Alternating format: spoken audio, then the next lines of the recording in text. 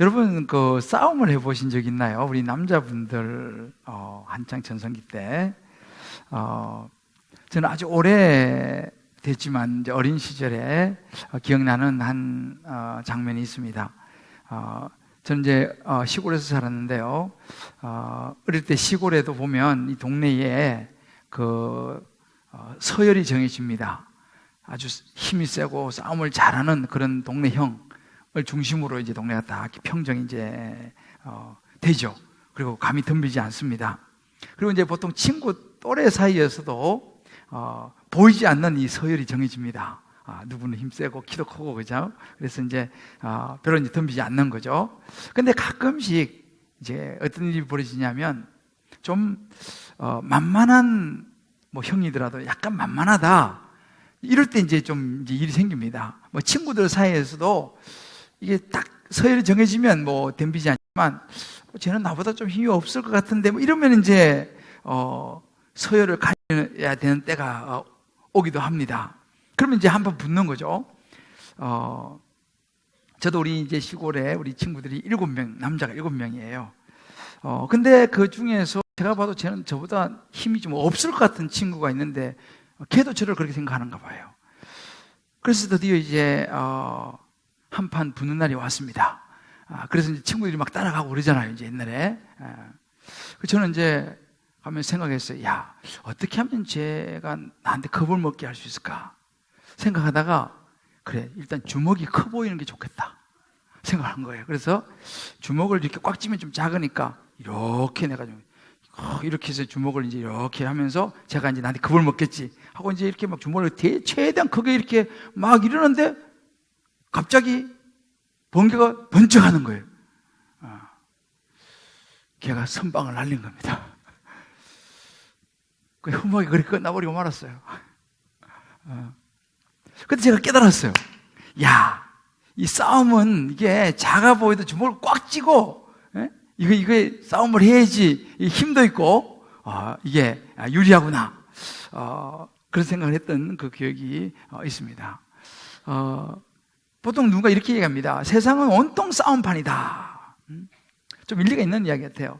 끊임없이 인생은요, 때로는 보이지 않는 크고 작은 싸움들이 계속 벌어지는 우리 삶의 현장입니다. 어찌 보면 싸움판과 같은 이 세상에서 예수 믿는 사람으로 그리스도인으로 어떻게 잘 싸움의 기술을 가지고 승리하며 살아갈 수 있느냐가 이제 우리의 이제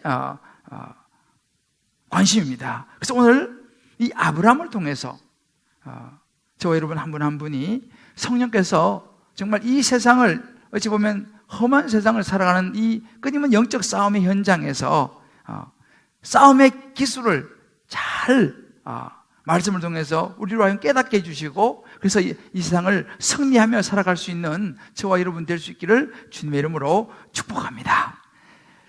이제 우리가 지금 롯이 물이 넉넉한 그 소알 땅 소돔과 고모라 지역으로 이제 떠나가서 거주하며 사는 그 부분을 우리가 지난주에 보았습니다.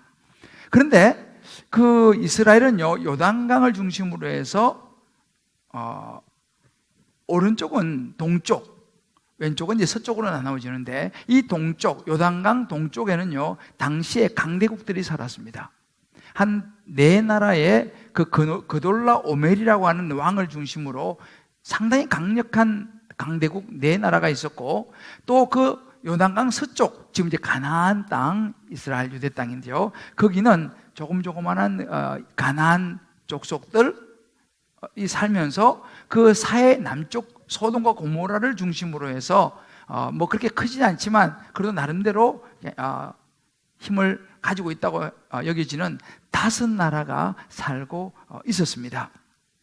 그런데 이 동쪽에 있는 강대국 이 네 나라가 이 그돌라 오멜이라고 하는 이 왕을 중심으로 이 서쪽을 이 가나안 이 땅을 친 것입니다. 그래서 그 가나안 지역에 살고 있는 이 작은 이런 거류민들을 완전히 몰살시키면서 이제 침략을 했는데 타겟은 누구냐면 그 사해 남쪽에 있는 그 소돔과 고모라를 중심으로 한 5개 나라였습니다. 왜 전쟁이 일어났는가를 보니까 그 이전에는 12년 동안 이 약한 이 서방의 5나라가 이 동방의 예루살렘 이 요단강 동쪽에 있는 이 그돌라 오멜을 중심으로 한 그 강대국에게 조공을 바쳤습니다. 그런데 12년 동안 그렇게 조공을 바치며 잘 섬기며 살아왔는데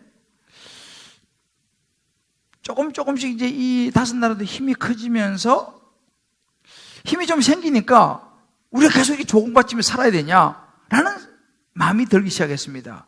좀 한번 해볼 만하다 이런 생각이 들어간 거예요. 그래서 12년 동안 바치던 조공을 12년 지나고서 거부했습니다. 조공을 더 이상 끊어버렸습니다. 우리도 이제 할 만큼 했고 우리 5나라가 힘을 합치면 이길 수 있다. 계속 이렇게 살지 말자. 이렇게 된 거예요. 그러니까 이 5나라 강대국 입장에서 보니까 어떤 생각이 들었냐면 오늘 4절 말씀에 보면 이런 구절이 있습니다. 이들이 12년 동안 그돌라 오멜을 섬기다가 제13년에 배반한지라. 이 말은 뭐냐면 이 배반은 뭐냐면 어쭈 이것들을 봐라. 조공을 이제 안 바치네. 한번 해보겠다는 거지. 이렇게 된 거죠. 그래서 그들의 이 강대국의 입장에서 보면 배반을 때린 겁니다. 지금 이 자그마한 이 5나라가. 여러분 가만히 보세요. 이 싸움이라는 것은요. 그래서 일어나는 것입니다. 상대가 안 되면 싸움은 일어나지 않습니다. 왜? 상대가 안 되니까 뭐 아예 덤빌 생각을 안 하지 않습니까? 근데 싸움은 보면 해볼만 하다 싶은 생각이 들면서 이제 이게 싸움이 사실은 이제 시작이 됩니다. 이렇게 이제 나라들 사이에 이런 전쟁, 이 싸움도 그렇습니다만 실제로 우리 가정도 마찬가지예요. 부부 사이에서도 가만히 보면 싸움이 언제 일어나냐면요. 이 힘의 균형이 이렇게 딱 정해지면 별로 싸움이 일어나지 않습니다. 근데 이제 우리 그 아줌마들이 이제 애도 웬만큼 키우고 나서 이제 이런 이야기를 합니다. 나도 이제 할 말 좀 하고 살아야겠다. 이럴 때가 와요. 나도 이제 할 말 좀 하고 살아야겠다. 이제 이럴 때가 이제 오면은 이제 가정에 이제 이게 뭔가 묘한 긴장 관계가 생기면서 이제 싸움이 이제 일어날 수 있는 분위기가 형성이 되죠. 나도 이제 할 말 좀 하고 살아야겠다. 근데 여러분, 이런 전쟁, 이런 싸움은요, 집만 그렇지 않습니다. 기업 간에도 그런 현상이 있어요. 기업 간에도요. 그리고 보면은, 그 직장에도 보면요, 상사와 부하 직원 사이에서도 이런 전쟁이 일어날 수 있어요. 때로 집안에서 보면, 이 고부 간에도 마찬가지입니다. 고부 간에도. 또, 이 믿음의 공동체에도 이런 갈등, 이런 긴장과 이런, 분화가 일어날 수 있습니다. 쉽게 말해서 교회, 예수를 믿는 믿음의 공동체라고 말하는 교회 안에서도 보이지 않는 이 갈등과 긴장이 일어나서 전쟁이 일어나기도 합니다. 사실 어떻게 보면 이것이 우리 살아가는 인생의 모습이라고 볼 수 있습니다. 그러니까 이처럼 당시 이제 그 소돔과 고모라 왕이 그 강대국들이 이제 그돌라 오멜을 중심으로 치니까 역시 그냥 무너져 버립니다. 그러니까 소돔 왕, 고모라 왕이 다 도망가 버리고 백성들은 어떻게 됩니까? 전쟁에 지면은 붙잡혀가고 다 빼앗기고 약탈당하고 이런 분위기죠. 근데 그때 이 아브라함의 조카 롯이 그곳에 살고 있었지 않습니까? 소돔과 고모라에. 당연히 그 전쟁 틈에 이 아브라함의 조카 롯이 붙잡혀가고 권속들 다 붙잡혀가고 가진 재산 다 약탈당하고 재물 다 빼앗기고 이런 일이 생겼습니다. 그런데 그때 거기에 유일하게 살아남은 한 사람이 막 그 아브라함에게 가가지고 이야기합니다. 이런 일이 생겼다고. 조카에게 이런 일이 생겼다고. 그런데 보통 이 아브라함이 지난번에 봤습니다만 뭐 좋은 데 가더만 잘 됐네 뭐 이렇게도 할 수 있는데 아브라함은 그렇지 않습니다. 하나님의 심정으로 그래 내가 구해줘야지 이런 좋은 마음을 가지고 자기 사람들을 데리고 추격을 합니다. 추격을 해가지고 결국은 그 강대한 그 동맹군이죠. 물리치고 승리해서 조카 롯을 구하고 또 권속들 또 빼앗긴 많은 이런 그 재물들도 다 찾아서 돌아오는 장면이 오늘 우리가 보려고 하는 창세기 14장 1절에서 16절 말씀입니다. 여러분 우리가 이 아브라함의 싸움의 기술을 좀 잘 묵상해 볼 필요가 있어요. 여기에 보면요, 우리도 끊임없이 이 세상에서 살아가는 여러 가지 긴장과 때로는 갈등과 싸움과 때로 전쟁 이런 것들이 일어나는데, 이제 이 아브라함을 보면서 저희들이 정말 어떻게 하면 잘 이 세상에서 영적 싸움에서 승리할 수 있을까 지혜를 얻을 수 있습니다. 자, 그렇다면 이 아브라함의 싸움의 기술은 어떤 것이었습니까? 어떻게 이 아브라함이 그 거대한 군대를 이길 수 있을까요? 한 집안이. 그 첫 번째로 보면 아브라함은요, 평소에 사람들을 준비하고 훈련을 시켰습니다. 오늘 14절에 보게 되면 이런 구절이 있습니다. 아브라함이 그의 조카가 사로잡혔음을 듣고 집에서 길리고, 집에서 이제 이렇게 기른, 그리고 훈련시킨 318명을 거느리고 단까지 쫓아갔다라고 하는 구절이 나옵니다. 여러분, 우리 지금까지 아브라함이 이제 하나님 앞에서 이렇게 제단을 쌓고 예배드리고 하는 이런 모습을 쭉 우리가 보았지 않습니까? 물론 아브라함은 그렇게 기도하면서 하나님께 예배드리고 이런 삶을 살긴 했지만은, 어떤 일이 일어날지 모르는 상황에서 평소에 어떤 긴급 상황을 대비해서 구체적으로 준비를 했다는 것을 우리가 보게 됩니다. 집안을 지킬 사람들을 준비해서 훈련을 시켰습니다.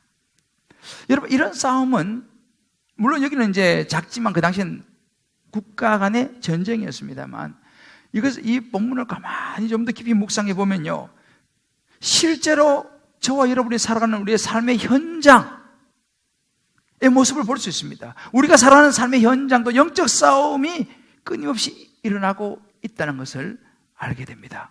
그러면 아브라함이 평소에 집에서 이렇게 기르고 훈련시킨 이 사람들 데리고 가가지고 싸움에서 승리하고 자기 조카와 모든 사람들을 구해내지 않습니까?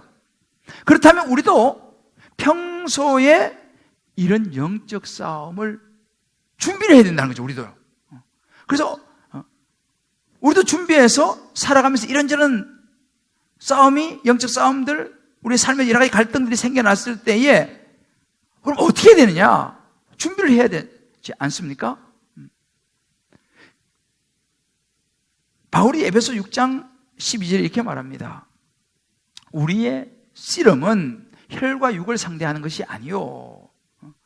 우리의 이 싸움은 혈과 육을 상대하는 것이 아니요, 통치자들과 권세들과 이 어둠의 세상 주관자들과 하늘에 있는 악한 영들을 상대함이라, 이렇게 말합니다. 무슨 말이냐면요, 여러분, 우리가 살아가면서 뭐 여러 가정이나 여러 관계 속에서 갈등이 일어나고 전쟁이 일어나고 싸움이 일어났을 때에 우리의 상대는 눈에 보이는 사람이 아니라는 것입니다.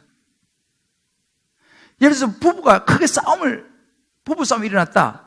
그러면 나의 적은요, 남편 혹은 아내가 아니라는 거예요. 어떤 직장 동료가 아니라는 것입니다. 그럼 뭐냐? 혈과 육, 눈에 보이는 어떤 사람이 아니라 그 사람 마음 속에서 나를 격동시키고 나와 대적하려고 하는 그 사람 마음 속에 있는 보이지 않는 악한 영들이다 라고 이야기합니다. 그러니까 우리가 타겟을 잘 잡아야 돼요. 그러니까 내 아내가, 내 남편이 우리 싸움의 대상이 아니고 그 마음 속에 들어가서 그 남편을 격동시키고 막 싸우게 만들고 안 좋은 말을 하게 만드는 그 악한 영들이다라고 하는 것을 분별해야 된다라고 바울이 이야기합니다. 그래서 잠언 4장 23절 이렇게 말합니다. 무릇 지킬 만한 것보다 네 마음을 지켜라. 생명의 근원이 이에서 난다. 그래서 진짜 우리가 싸울 상대는요, 우리 안에 있는, 상대방 안에 있는 그 마음이고 그 마음을 주장하는 악한 영들이다. 이것을 우리가 알아야 된다는 것입니다. 공통점이 뭐예요? 마음을 지키는 겁니다. 내 마음 속에 나를 흔들고 격동시켜서 싸우게 만드는 사단의 영이 우리가 분별해야 될 대상이다. 자, 이 싸움을 우리가 우리 삶의 현장에서 적용을 해보면요, 조금 더 구체적으로 우리 마음에 와닿습니다. 저는 요즘요, 사회훈련을 합니다. 사회훈련을 여러 번 하는데 제가 참 은혜를 많이 받습니다. 그 중에 하나가 이제 여러분 사회훈련이나 제자훈련 이렇게 하면은 단순히 어떤 성경 공부를 한다고 생각할 수도 있지만, 저도 한때는 그렇게 성경 공부 중심으로 할 때가 있었습니다만, 사실은요, 이런 훈련들은 단순히 성경 지식을 가르쳐 주는 것이 아닙니다. 말씀을 묵상하면서 그 성경에서 나오는 말씀을 가지고 실제로 예수 믿는 사람으로 어떻게 생활 속에서 살아가느냐, 이런저런 갈등과 관계들을 어떻게 그 말씀으로 풀어내느냐, 이것을 적용해가는 이 훈련을 받는 것이 사실은 이제 제자훈련, 사역훈련 이런 부분들인데, 실제로 제가 이렇게 훈련을 해보면 우리 훈련 받는 집사님들이 계속 말씀을 묵상을 해가면서 그 말씀을 실제 생활 속에 뭐 직장, 사업, 뭐 가정 이렇게 개인적으로 적용을 하면서 무엇보다도 부부 관계가 많이 회복되는 걸 제가 보게 됩니다. 부부 사이가 많이 안 좋았던 그런 케이스도 말씀을 묵상 훈련을 받으면서 부부가 막 좋아지는 거예요. 또 부모와 자녀 사이의 관계가 회복되는 것을 제가 참 많이 봅니다. 그리고 어떤 직장 생활, 또 어떤 사업 이런 것에 있어서도 방향을 잡아가는 거예요. 방향을. 그러면서 여러 가지 그런 것들이 잘 이렇게 자리를 잡아가는 것을 보게 됩니다. 그러니까 무엇보다도 말씀을 묵상하면서 훈련을 받으니까 자기의 마음이 정리가 되는 거예요. 상대방이 이해가 되어지기 시작하고, 이것이 말씀이 주는 능력인데, 이렇게 하면서 내 마음이 평정심을 찾으니까 관계가 회복이 되는 것입니다.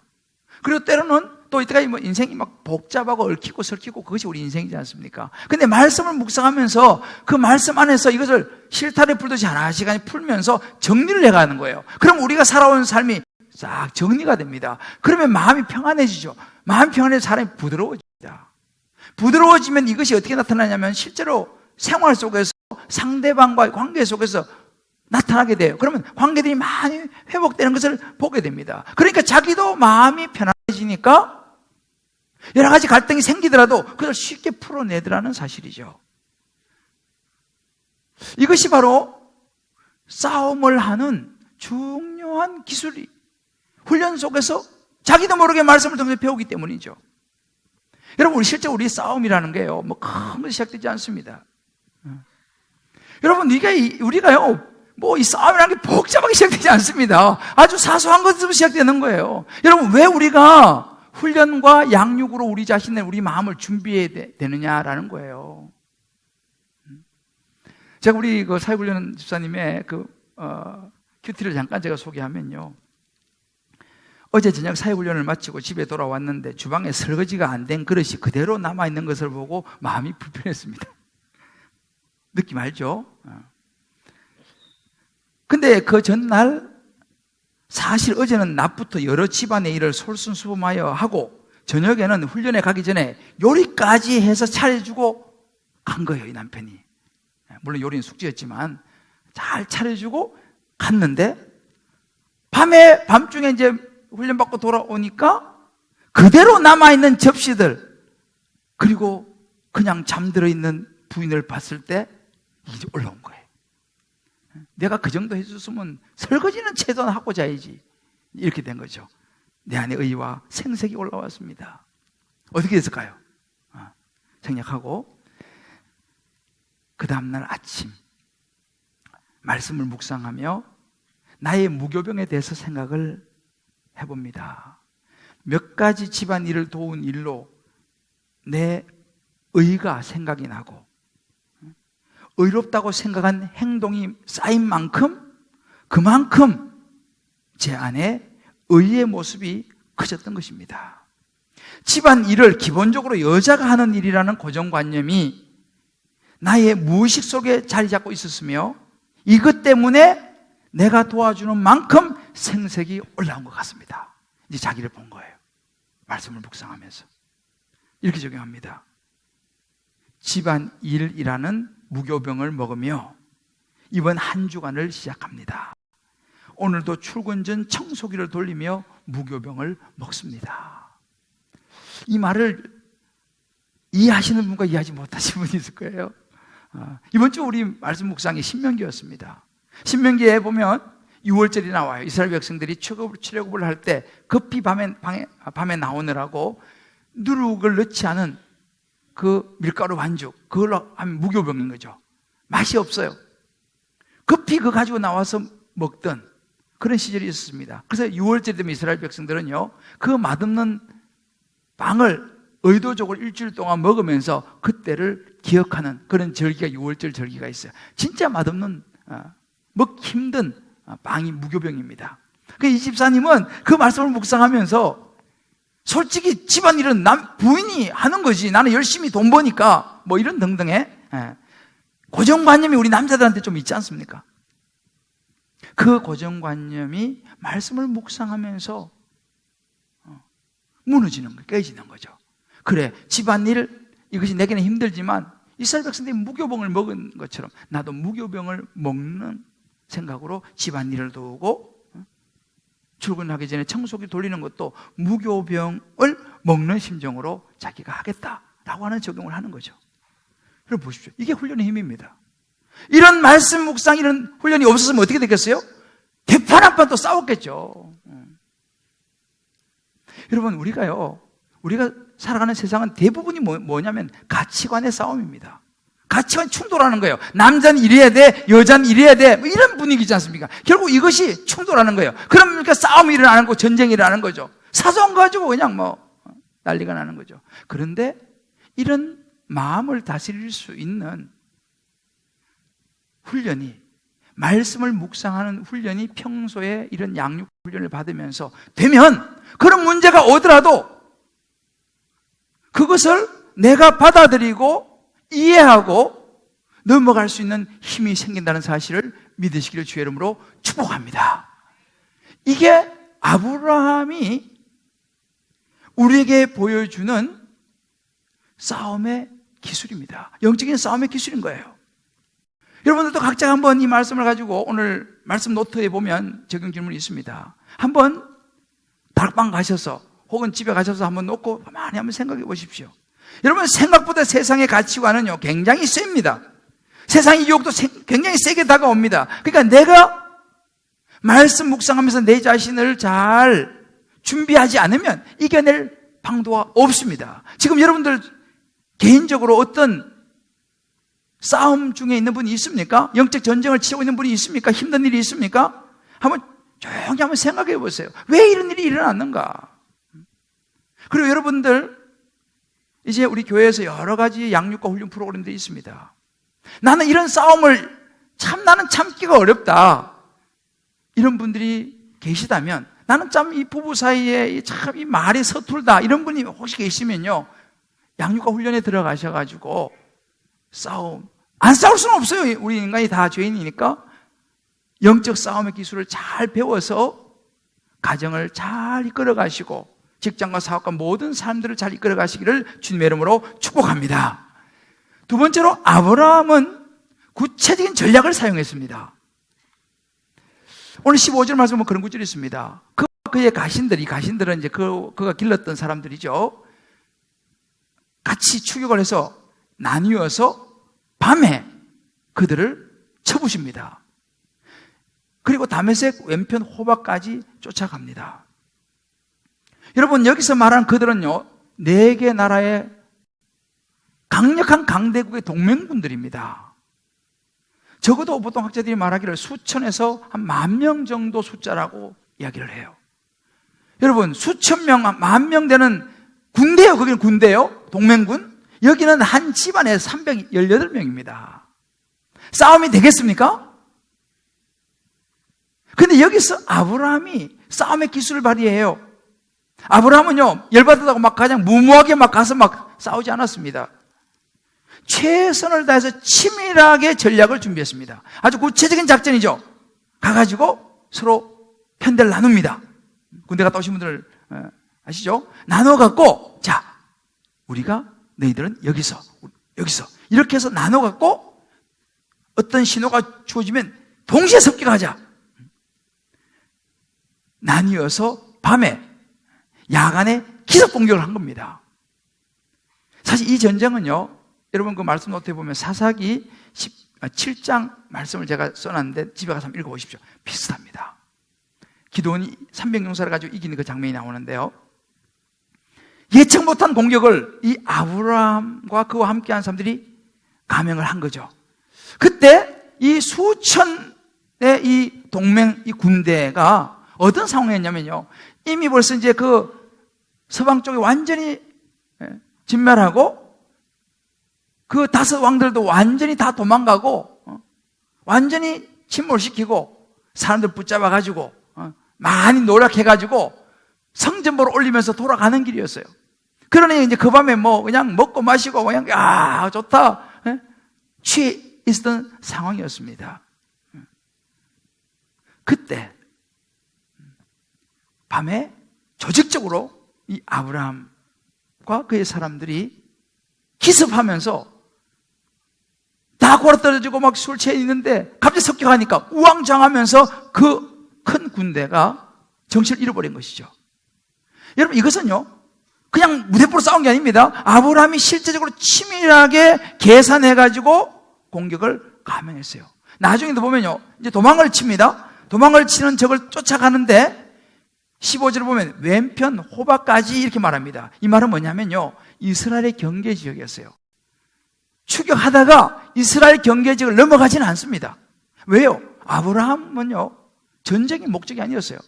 자기 조카 롯을 구해내고 빼앗긴 것을 찾아오는 것이 목적이지 끝까지 정복하는 게 목적이 아니었어요. 이것도 굉장히 중요한 부분이에요. 딱 거기서 멈추고 전쟁을 끝냅니다. 상당히 구체적인 전략이었어요. 이 구체적인 전략을 가만히 묵상해 보면요, 여기는 우리가 실제로 적용해 볼 2가지 적용점이 나옵니다. 구체적인 전략의 그 첫 번째는 뭐냐면요, 공동체의 힘이 싸움에는 중요하다라는 부분입니다. 여러분, 나뉘어서 밤에 공격하는 걸 잘 한번 묵상해 보십시오. 제가 이걸 가만히 묵상해 보니까 이게 바로 싸움의 기술이구나. 뭐예요? 공동체의 힘입니다. 혼자 싸울 수는 없습니다. 더군다나 상대는 군대예요. 동맹군이에요. 수천 명의 동맹군입니다. 여기는 318명입니다. 어떻게 이깁니까? 이길 수 있는 비결은 그들이 서로 마음과 힘을 합하고 작전을 짜고 서로 사인을 맞추고 밀어주고 격려해주고, 우리 할 수 있어, 파이팅 됐겠죠? 그렇게 철저하게 똘똘 뭉쳐서 그 공동체의 힘을 가지고 그들을 쳤다는 거예요. 여러분, 신앙생활도 마찬가지입니다. 신앙생활이 굉장히 어려운 게 뭐냐면 혼자 신앙생활하는 것은 사실 굉장히 어려운 일입니다. 왜냐하면 신앙생활이 여러분 쉽지 않습니다. 우리가 사는 이 세상은요, 세상의 가치관들, 세상은 굉장히 조직적으로 움직이기 때문에 세상은 어찌 보면 이 동맹군 수천 명의 군대와 같아요. 그럼 예수 믿는 우리는 소수지 않습니까? 세상에서 우리가 참 쉽지 않습니다. 어떻게 됩니까? 예수 믿는 우리가 혼자서 내가 예수 믿고 신앙생활하겠다, 굉장히 위험한 일이죠. 그래서 우리는 예수 믿는 사람들이 함께 마음을 모아야 합니다. 그래서 시편 133편 1절에 보면 이런 구절이 있습니다. 보라, 형제가 연합하여 동거함이 어찌 그리 선하고 아름다운고 라고 말합니다. 우리는요, 연합하고 함께 하는 것이 너무 중요하다는 것을 우리에게 이야기해 줍니다. 예수 믿는 사람들은요, 신앙생활을 제대로 하기 위해서는 함께 해야 된다라는 것입니다.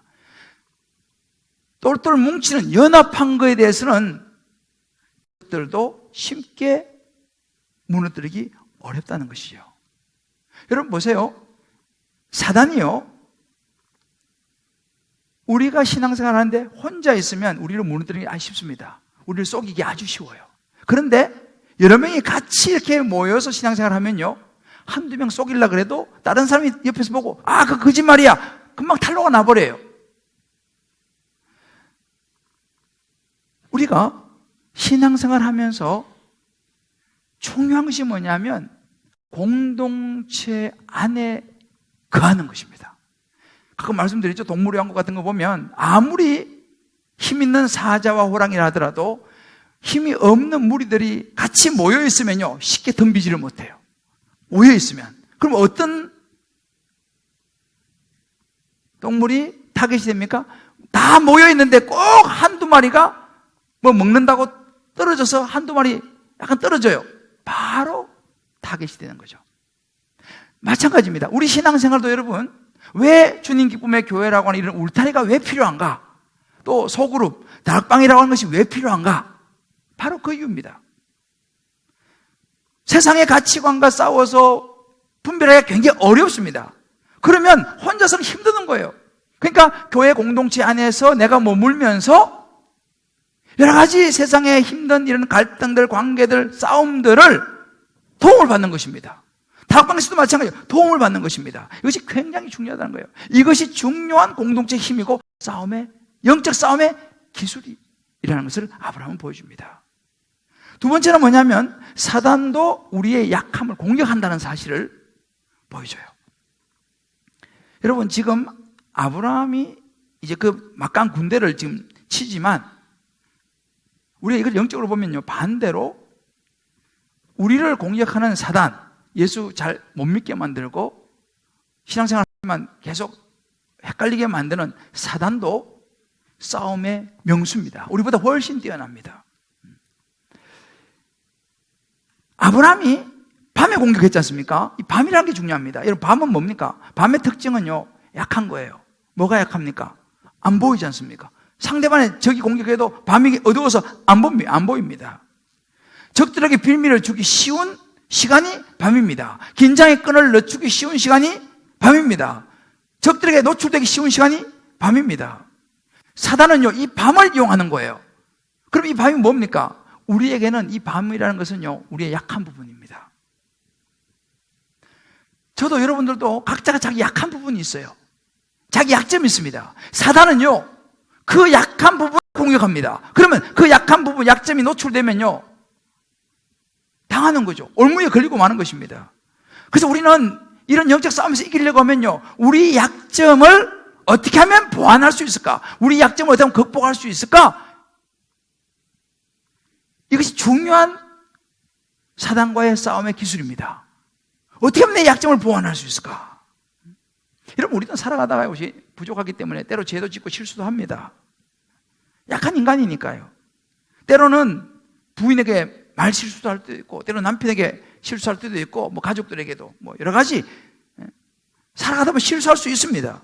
자, 그러면 이런 우리 약점이 있어요. 근데 이 약점을 어떻게 보완할 수 있을까? 성경이 가르쳐 주는 것이 뭐냐면 무조건 감추지 말고 솔직하게 잘못을 인정하고 은혜를 구해라. 여러분, 이것이 죄와 싸워서 이기는 기술입니다. 여러분, 죄라는 것은요, 감추지 않습니까? 힘을 씁니다. 그런데 감출수록 죄는요, 눈두덩이처럼 커집니다. 세상적인 방법으로 어떤 내가 실수하고 잘못했는데 그걸 덮으려고 하지 않습니까? 점점 올무에 빠져들 가능성이 많습니다. 이게 죄입니다. 덮고 감추려고 하면요. 그런데 이 죄를 오히려 털어내버리는 거죠. 내가 이런 실수를 했습니다. 내가 이런 잘못을 했습니다. 비난당할 일이 있으면 비난 받으면 됩니다. 감옥에 갈 일이 있다. 그럼 감옥 갔다 오면 되는 거예요. 그런데 이것을 안 하려고 자꾸만 덮지 않습니까? 사단은 그것을 우리 약점 삼아가지고 치명적으로 우리를 공격할 수 있다는 사실이에요. 미국의 유명한 고든 맥도날드라고 하는 목사님이 있습니다. 이 목사님 유명한 분인데 미국의 큰 대형 교회의 그레이스 채플이라고 하는 교회 담임 목사로 목회를 아주 잘했고 많은 사람들 존경을 받았습니다. 뭐 여러 신학교에서 학생들 가르치기도 하고 IBF라고 여러분 아마 들어보실 거예요. 이 IBF 단체가 있는데 이 세계 IBF 단체의 회장직까지 올랐던 사람입니다. 근데 이분이 1987년도에 교회가 크니까 교회 여비서와 성 스캔들이 납니다. 이 고든 맥도날드 우리 목사님이 여비서와 성관계를 가졌다라고 하는 사실이 익명의 투서가 날아들면서 교회가 발칵 뒤집혔습니다. 그때 고든 맥도날드 목사님께서 신속하게 자신의 죄를 고백했습니다. 그리고 자기 부인에게 교회 앞에서 내가 결혼 서약을 위반했습니다 라고 말했습니다. 그리고 내가 이 비밀을 감추고 사는 것이 너무 힘들고 고통스럽습니다. 용서해 주십시오 라고 성도들 앞에서 용서를 구했습니다. 당연히 강단에서 떠났죠. 그리고 그가 교회에서 제시하는 회복의 절차를 따랐습니다. 그때 이분을 도운 분이 누구냐? 찰스 윈돌이라든지 빌 하이벨스라든지 유명한 목사님들이 그룹이 이분을 도와서 상담을 해줬습니다. 그리고 2년 동안 상담을 받으면서 자성의 시간과 침묵의 시간을 가졌습니다. 서두르지 않았습니다. 그렇게 이제 2년 동안을 지내는 것을 보고, 이 목사님이 회복되는 것을 보고 맨하탄에 있는 트리니티 침례교회에서 이 목사님을 다시 담임 목사님으로 청빙을 했습니다. 그곳에 그 교회 가가지고 정말 회개하는 마음으로 정석과 목회를 열심히 잘했습니다. 그랬더니만 그 일 후에 4년이 지났을 때 원래 이 고든 맥도날드 목사님이 사역했던 그레이스 채플 그 교회에서 전 교인이 투표를 했습니다. 이 목사님에 대해서 전 교인이 투표를 해가지고 다시 우리 교회에 담임 목사님으로 다시 모셔오자라는 투표를 해서 통과가 됐어요. 그래서 이 목사님이 다시 원래 교회 그레이스 채플의 담임 목사로 복귀를 했습니다. 그리고 정말 마음을 다해서 열심히 목회를 잘 이분이 했습니다. 여러분, 무엇을 이야기합니까? 영적 싸움의 기술입니다. 많은 경우에 목사님들도 스캔들이 많이 나죠. 저도 보면서 굉장히 조심을 하고 있습니다. 근데 많은 경우가 이런 스캔들이 나면 부인하고 거짓말로 아니라고 말하고 많은 경우가 그렇습니다. 그리고 많은 사람들이 무너지는 거예요. 미국에서 이런 일이 굉장히 많습니다. 우리 한국도 그렇습니다만. 사단의 공격에 넘어진 거죠. 그 약한 부분이. 그런데 이 고든 맥도날드 목사님은 달랐습니다. 우리가 한번 적용해 볼 필요가 있습니다. 아브라함이 우리에게 보여준 싸움의 기술은 공동체 안에서 얻는 힘이었고, 나의 약점을 숨기는 것이 아니라 내 약점을 함께 나눌 수 있는, 솔직하게 인정하고 나누면서 오히려 도움을 받고 격려를 받고, 그렇게 하면서 사단의 공격을 오히려 막아낼 수 있는, 이것이 영적 싸움의 기술이라는 것을 우리에게 보여줍니다. 아까 우리가 작년이 간증 잠깐 했지 않습니까? 자기 너무 멘붕이 와서 사람들도 만나기도 싫고 정말 공황장애가 올 정도로 상처를 받아가지고, 그때 우연히 유튜브를 트니까 마침 김대중 목사님이 나와가지고 내가 다시 교회로 돌아가야겠다. 그리고 교회로 돌아와서 회복되고, 오늘 3부에 여기서 서가지고 찬양했지 않습니까? 무엇입니까? 공동체 힘인 거예요. 지금 우리 교회에서 순장반을 중심으로 뭘 하고 있냐면요, 이번 주부터 중보기도를 나누는 일을 하고 있습니다. 굉장히 힘이 되고 있습니다. 한 순장님을 위해서 오늘 집중적으로 기도를 몰아주는 거, 얼마나 큰 힘이 되는지 몰라요. 사랑하는 성도 여러분, 예수님은요 제자들 12명을 길렀지 않습니까? 예수님은 아셨어요. 이 제자들이 세상에서 끊임없이 영적 싸움을 싸우며 살아가야 한다는 것을 아셨습니다. 쉽지 않다는, 신앙생활 쉽지 않다는 걸 아셨습니다. 그래서 예수님이 뭘 하는지 아세요? 12명의 제자들에게 싸움의 기술을 가르쳤습니다. 어떻게 세상을 살아가느냐? 싸움의 기술을 가르친 거예요. 3년 동안. 그게 제자 훈련이었습니다. 그 제자 훈련을 통해서 예수님은요 12명에게 하나님의 말씀을 가르치고 준비시켰습니다. 그 제자 훈련의 핵심 중에 하나가 뭐냐면 누가복음 9장 23절입니다. 아무든지 나를 따라오려거든 자기를 부인하고 날마다 자기 십자가를 지고 나를 따를 것이라. 뭐예요? 자기 십자가를 지고 가는 것입니다. 자기 십자가를 진다는 게 무엇입니까? 지는 것입니다. 져주는 것입니다. 남편이 막 쏟아부을 때 내가 생각할 때 기가 막히잖아요. 그런데 아직 나보다 믿음이 약한 남편이라면 그 남편의 구원을 위해서 내가 져주는 거예요. 받아주는 거예요. 그래야지 그 남편이 하나님 앞에 나올 수가 있기 때문에, 그래야지 그 부인이 하나님 앞에 나올 수 있기 때문에, 그래야 그 자녀가 주님 앞에 나올 수 있기 때문에. 여러분, 이거 싸움의 기술입니다. 막 부딪히는 게 아니에요. 서로 옳고 그름을 따지는 게 아닙니다. 조금이라도 믿음이 있는 사람이, 조금이라도 더 신앙생활 오래 한 사람이 져주는 것이 예수님께서 우리에게 보여주신 싸움의 기술입니다. 예수님 말로만 하지 않았어요. 실제로 십자가를 지었습니다, 여러분들. 이건 행동입니다. 여러분, 신앙생활의 행동입니다.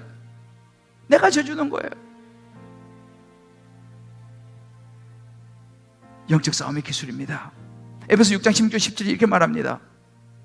모든 것 위에 믿음의 방패를 가지고 이로써 능히 악한 자의 모든 부라사를 소멸하고 구원의 투구와 성령의 검, 곧 하나님의 말씀을 가지라. 왜 우리가 말씀이 필요합니까? 왜 훈련을 받아야 됩니까? 말씀이 검이기 때문에, 말씀이 있어야지 나를 다스릴 수 있는 거예요. 그래서 내가 져줄 수 있는 거예요. 내 자신의 약함을 고백할 수 있는 것입니다. 이것이 힘입니다. 그것을 나누면서 위로와 격려를 받는 공동체, 이게 진짜 싸움의 기술인 것입니다.